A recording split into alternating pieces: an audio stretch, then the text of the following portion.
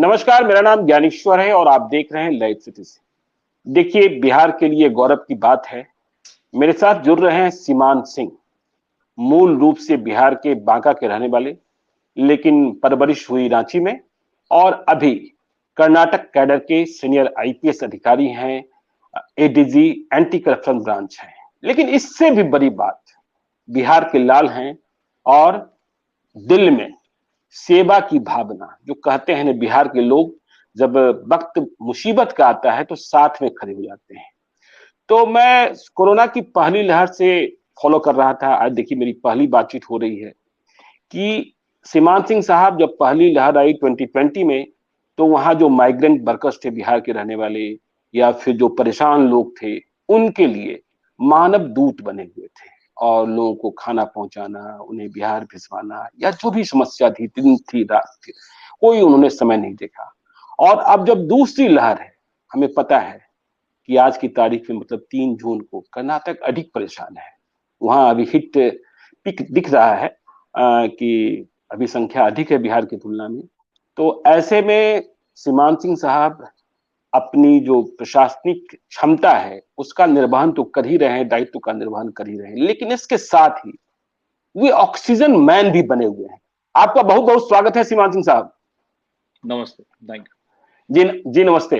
तो कैसे इतना सारा काम आप कर लेते हैं? देखिए, बिहार की मिट्टी के बने हुए मजबूत तो होंगे ही, लेकिन इतना सारा काम प्रशासन का भी, शासन का भी, और इसके अलावा हमने देखा कि जब पूरे देश में ऑक्सीजन के लिए हाहाकार था, तो आप दुनिया के दूसरे देशों में जो आपके जानने वाले लोग हैं उनसे आपने बात करी, जहां कोरोना का प्रभाव कम था, और वहां से ऑक्सीजन कॉन्सेंट्रेटेड मशीनें मंगवाई और लोगों को सेवा के लिए, लोगों की मदद के लिए आपने पहुंचाया। कैसे इतना सब कर लेते हैं? कैसे एडजस्टमेंट बैठाते हैं सर?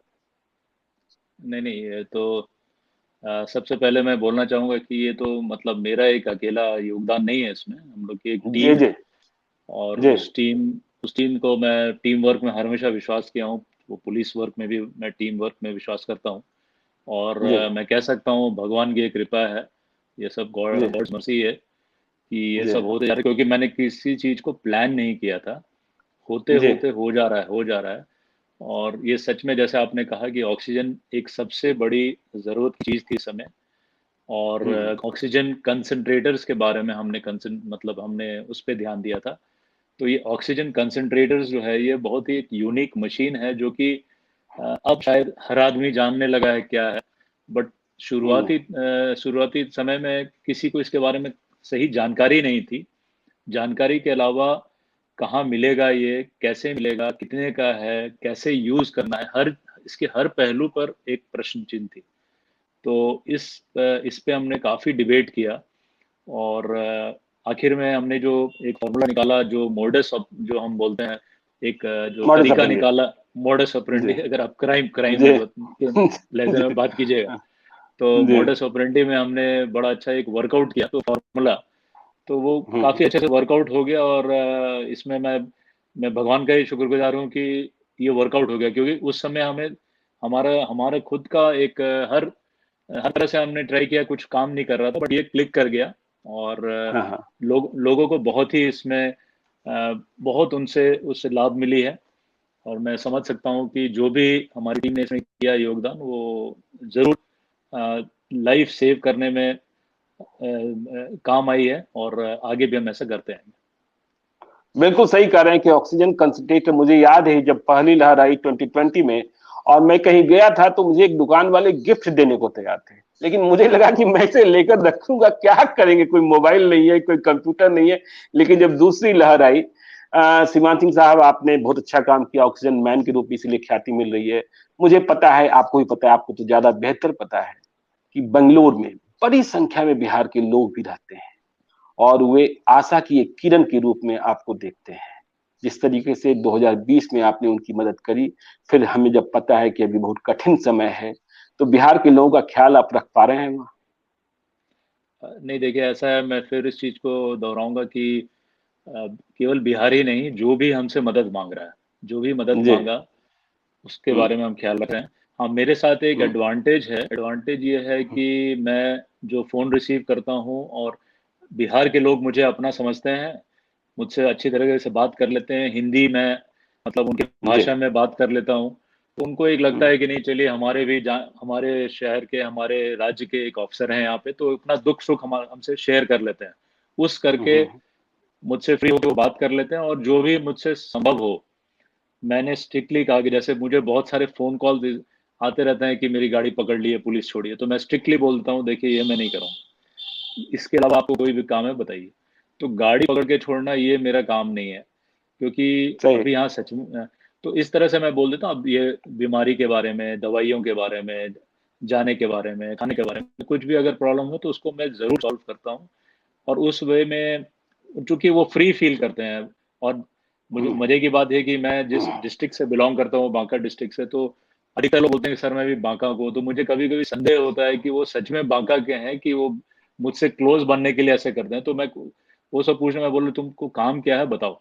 तो उस तरह से लोग हम्म, यूपी के और उड़ीसा, बंगाल, वहाँ से भी फ़ोन वहाँ के लोग भी करते रहते हैं। बट हाँ, जिसने भी फ़ोन किया, मैं आउट ऑफ वे जाके अगर मेरे बस में है, तो मैं ज़रूर कर देता हूँ। मेरे बस में नहीं रहा है तो मैं मजबूर रहता हूँ, बट जनरली मैं कोशिश करके किसी भी तरह से उस काम को कर देता हूँ उनके लिए। 2020 में तो आपका नंबर ही वायरल हो गया था, और मुझे पता है कि इतना वायरल हुआ कि दिन रात आप परेशान रहा करते थे, केवल फोन की घंटी बजती ही रहती थी। तो ये हाँ, 2020 का वाकया है। 2021 तो बहुत खराब रहा। देखिए अभी आप कर्नाटका में है, बेंगलोर में है, लेकिन घर की याद तो आती होगी, बांका की याद तो आती होगी। और बिहार का भी दौर बड़ा कठिन रहा, क्योंकि यहाँ तो हेल्थ सर्विसेज जो है वो भी थोड़ा कमजोर था।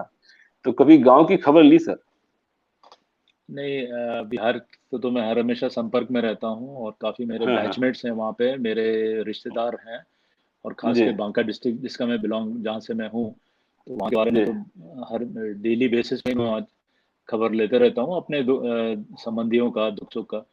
तो इस हाँ बार हाँ। भी पता चला कि बट है कि हाँ, अभी जो सुनने में आ रही है कि लोग काफ़ी कंट्रोल में है बीमारी वहाँ पे।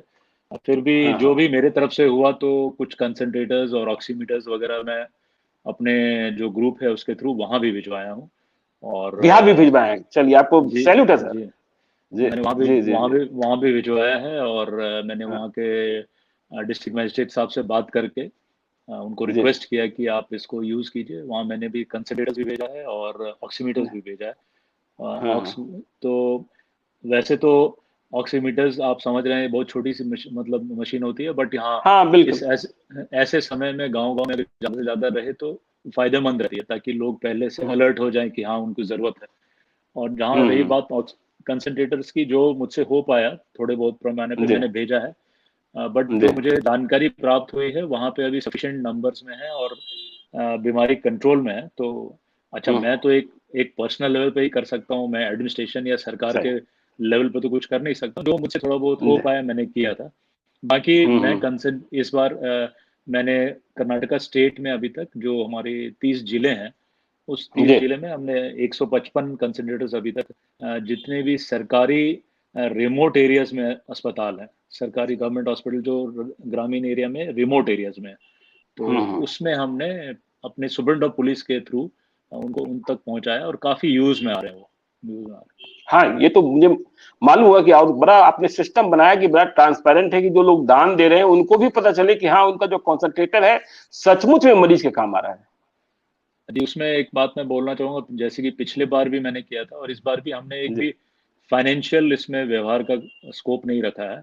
जो जी। भी डोनर्स हैं हमारे, वो डोनर्स मशीन को डोनेट करते हैं। वो हम्म। किसी बैंक अकाउंट में या कोई पैसा कहीं ट्रांसफर करना नहीं है, वो मशीन उनके ऊपर है वो कहाँ से परचेज कर रहे हैं। तो वो हम्म। तो हमने एक सब ग्रुप बनाया हुआ है, जो सब ग्रुप है वो हम्म। ऑल ओवर वर्ल्ड और नेशनल मार्केट में सर्वे करते रहता है कि कहाँ पे बेस्ट मशीन बेस्ट प्राइस पे अवेलेबल है। हम्म। और उस एक और हमने कमेटी बनाई जो टेक्निकल कमेटी है, वो टेक्निकल जी। कमेटी इसको सर्टिफाई करती है कि हाँ ये मशीन सच में ऑक्सीजन दे रही है, क्योंकि मार्केट में काफ़ी डुप्लीकेट मशीन्स भी आ गए हैं, जिसमें बिल्कुल बिल्कुल। कहने के लिए है, बट ऑक्सीजन सही क्वांटिटी में और कंसेंट्रेशन में बाहर नहीं आ रहा है। तो हमने ये हम्म। कमिटी दोनों बना रखा है, और जैसे वो डोनेट होता है, जैसे उसको मैं अपने पुलिस जो हमारा जो मैकेनिज्म है उसके थ्रू उसको डिस्ट्रीब्यूट कर देते हैं, और बहुत फास्ट डिस्ट्रीब्यूशन करते हैं ताकि समय नहीं ना बर्बाद हो। और जब वो यूज होने लगता है हॉस्पिटल में तो उसका फोटो फोटो हम क्लिक करके और एड्रेस हॉस्पिटल उस डोनर को हम भेज देते हैं, ताकि डोनर को पता रहे कि मेरा मशीन कहाँ पे यूज हो रहा है। तो इससे हमारा एक साइक्लिक हो गया, रोटेशन हो रहा है, लोग और डोनेशन दे रहे हैं, मतलब मशीन के जी तौर जी पे। जी। जी आपने सर दूसरी लहर देखी, अभी तो कर्नाटक देख ही रहा है, पीक वहां अभी आया है या आने वाला है, लेकिन जी तीसरी लहर की भी बात चल रही है। जी और जी आप इस बात को बेहतर समझते हैं कि कर्नाटक की तुलना में बिहार का जो हेल्थ सिस्टम है वो थोड़ा सा कमजोर है। ऐसे में बिहार के लोगों को, अपने गांव जमार के लोगों को, अपने बांका के लोगों को, अपने बिहार के तमाम भाइयों से बहनों से क्या कहना चाहते हैं, क्योंकि बिहार में कुछ लापरवाही भी दिख जाती है, लोग थोड़ा देरी से जगते हैं, क्या आप अपील करना चाहते हैं? नहीं, ये तो केवल बिहारी नहीं, हर जगह के लोग से अपील है कि जी जो भी सरकार की तरफ से समय समय पर कोविड प्रोटोकॉल्स के गाइडलाइंस आ रहे हैं उसको आप स्ट्रिक्टली हाँ। फॉलो करें। इसमें ऐसा नहीं होता है, क्योंकि मैं कुछ मीडिया में आज ही मैं देख रहा था कि कुछ गांव में एक एक तरह से भ्रम फैल गई है कि नहीं, हमें वैक्सीन नहीं लेना चाहिए या हम्म हमें मास्क लगाने से कोई फर्क नहीं है। मतलब तो ये तो बहुत गलत बात है। सरकार अगर वैक्सीनेशन की प्रोग्राम चला रही है, सरकार अगर प्रोटोकॉल्स निकाले हैं कि सरकार ने निकाला है प्रोटोकॉल कि आप 6 में इतना डिस्टेंस, सोशल डिस्टेंसिंग रखिए, मास्क पहनिए, तो ये सब अगर किसी एक व्यक्ति या किसी एक समाज या किसी किसी के लिए नहीं है, पूरे कंट्री या सोसाइटी एट लार्ज के लिए फायदेमंद है। तो खास के बिहार में चूंकि जनसंख्या ज़्यादा है, लोग तक जो है सोशल मीडिया का जो पहुंच थोड़ा देर से पहुंचता है, या तो लोगों को हम्म। समझना चाहिए कि जो भी सरकार एडमिनिस्ट्रेशन कर रही है भले देर ही करे, बट जो भी कर रही है उसको आप स्ट्रिक्टली फॉलो करेंगे तो ज़रूर इसमें फ़ायदा है। और समाज एडमिनिस्ट्रेशन के अगेंस्ट ना इसमें जाएं, ये अपना ही कुछ एक स्टोरी ना बना लें कि नहीं नहीं मैं इस तरह से हम्म। कर लूंगा तो सॉल्व हो जाएगा। वो वहाँ क्यों, वहाँ मैं तो कर्नाटक में भी कुछ आपने स्टोरी पढ़ा होगा कि एक दो जी कहीं कहीं में वो कुछ पूजा करने से या कुछ अलग तरीके से करने से कोरोना की महामारी चली जाएगी। ये तो ऐसा होता तो हर लोग कर लेते उससे, बट नहीं, जो साइंटिफिकली प्रूव्ड वेज है और सरकार उस पर डेली बुलेटिन्स निकाल रही हैं, अपडेट कर रही हैं, तो उसको फॉलो करेंगे तो ज़रूर आज नहीं तो कल हम इससे निकल पाएंगे। बट अगर हम बैठे रहें और लापरवाह बरतें तो उससे तो ज़रूर सबको सम प्रॉब्लम है। और ये जानना बहुत ज़रूरी है, मतलब कि अगर आप लापरवाह बरतिएगा तो आपको, आपके थ्रू किसी और को फैल रहा है, तो आप सही बात है। सुपर स्प्रेडर की तरफ बन जा रहे हैं। ये बीमारी दूसरे तरह की, हर आदमी को अभी ये समझ में आ गई है।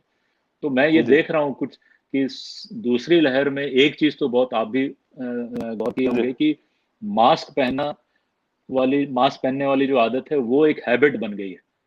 हैबिट जी बन जी। गई है, एटलीस्ट कर्नाटका में तो हम्म है, और जो भी देखें, और उसको भी सही तरीके से पहनना है वो बहुत जरूरी है। तो वो भी बाय एंड हम्म। लार्ज लोग उसको अपना रहे हैं। पहले पहले इसमें क्या था कि लोग जब पुलिस को या किसी को देखते तो मास्क पहन लेते थे। अभी लोग अपने तरीके से पहन रहे हैं, और जी। उसी को अगर ठीक तरीके से नाक के ऊपर, मुंह के ऊपर पहने तो जरूर मास्क मास्क ही पहनने से आधा से ज्यादा बचाव समस्या करें। सॉल्व हो जाए, बचाओ। तो ये अगर हर जी आदमी फॉलो करे, बिहार में मैं हर जगह हर आदमी से अपील करूंगा कि ये जो भी मास्क पहनने वाली जो सिस्टम है वो उसको आप एक तरह से अपने एक हैबिट बना लें, और जरूर इसमें सबको फायदा है, आपको भी फायदा है, आपके बच्चों को, आपके समाज में जो भी आपके रिश्तेदार, सबको फायदा होगा, आपको भी फायदा होगा। जी आपने एक शब्द कहा सर, सुपर स्प्रेडर। और आप बिहार के बेटे भी हैं, बिहार के भाई भी हैं, बिहार के अभिभावक भी हैं बच्चों के। बिहार की भाषा में कहें, लोग समझते नहीं हैं, अब भी शादी कर रहे हैं, विवाह कर रहे हैं, मुंडन कर रहे हैं, मृत्यु भोज कर रहे हैं। एक अपील आपकी बनती है कि ऐसा समय तो नहीं है कि ये सब किया जाना चाहिए। नहीं नहीं नहीं, ये तो आप बहुत ही आपने एक इम्पोर्टेंट इशू को टच किया है। और जी इसमें मैं ये समझता हूँ कि देखिए, अगर जान है तो जान है, जब तक हम हैं। जी। अगर शादी शादी 10 दिन बाद भी हो सकती है, शादी 1 महीना बाद भी हो सकती है। मुझे आश्चर्य होता है, कुछ लोग बोलते हैं कि लगन का समय निकल जाएगा, लगन है ही नहीं इस तारीख के बाद। अरे, आप जिंदा रहें तब तो लगन की बात होगी। सही तो बात ये तो मैं भी, हमारे भी कुछ रिश्तेदार हैं, मुझे भी कुछ शादियां अटेंड करनी थी पिछले बार, तो मैं तो है। इंश्योर किया हूँ कि वो शादी पोस्टपोन करें। कुछ लोगों ने नहीं माना, जी। बट बहुत छोटे पैमाने पर कर रहे हैं वो लोग। बट हाँ, हम्म। चाहे किसी भी तरह की सोशल गैदरिंग को नहीं होना चाहिए, और वहीं से सब चीज स्प्रेड हो रहा है। और ये आप खुद को बेवकूफ बना रहे हैं कि नहीं, आप एडमिनिस्ट्रेशन से 50 आदमी या 30 आदमी जो भी है जो गाइडलाइंस है उसके हिसाब से आपने परमिशन लिया और आप 100 आदमी जमा हो गए, तो आप ये किसको बेवकूफ बना रहे हैं? आप खुद को आप बेवकूफ बना रहे हैं। इसमें आप जी कोई बड़ी महानता नहीं है कि आपने एडमिनिस्ट्रेशन को चकमा दे दिया और आपने परमिशन पेपर में 30 आदमी का लिया, बैठा लिए 100 आदमी, और आप इस चीज को बहुत गर्व के साथ बोल रहे हैं कि नहीं मैंने तो इतना कर लिया, जो कि अक्सर गाँव में होता है। ये तो खुद को एक समझने वाली बात, खुद में समझने वाली बात है। सेल्फ रिस्ट्रेंट होना चाहिए। जी और ये जब तक, और मेरे ख्याल से गांव में युवक हैं, उनको ये सब उनको अपने ऊपर ये दायित्व लेना चाहिए। मारपीट नहीं कीजिए, समझाइए उनको, उनको एक तरह से कन्विंस कीजिए, उनको बताइए हम्म, कि आप किस किस तरह से कर सकते हैं। तो जरूर एक दूसरे के बातचीत से, इस चीज को समझाने से लोग इसको मान सकते हैं। बट ये बहुत सही बात। छोटापन हो जाएगा कि नहीं आपने परमिशन लिया है 10 आदमी का, आ गया 100 आदमी, तो आप, ये तो आपकी बड़प्पन नहीं हुई, ये तो आपकी, this is your very short sightedness आप बोल सकते हैं, वो वाली बात है जी। चल बहुत बहुत धन्यवाद सर, आज जुड़ने के लिए। एक मुद्दा था, वैसे भी हम आपके साथ लगातार संपर्क में रहेंगे, और जब कभी आप पटना आए तो हम लोग मिलते भी हैं। तो आज के लिए जी इतना ही। देखते रहिए लाइव फिटिक्स को। यदि अब तक आपने हमारे यूट्यूब चैनल को सब्सक्राइब नहीं किया है तो जरूर कर लीजिएगा, और यदि इस वीडियो को फेसबुक के माध्यम से देख रहे हैं तो पेज को लाइक कीजिएगा, ट्विटर पर भी हमें फॉलो कीजिए। धन्यवाद।